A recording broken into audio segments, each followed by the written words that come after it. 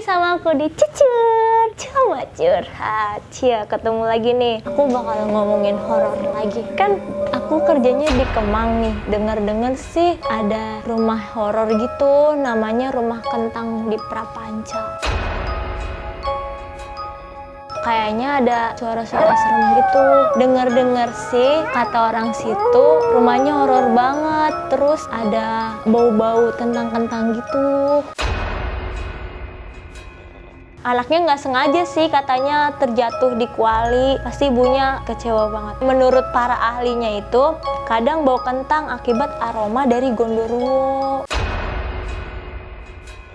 Pokoknya itu serem banget sumpah kata orang-orang di sana. Dulu di dekat rumahku banyak kebun salak, terus sering lari gitu deh kalau ke warung. Jam 8 condet udah sepi. Oh, waktu ngaji lari gelap. Katanya di situ ada keranda jalan. Ya udah takut ketemu kerandanya jadinya lari.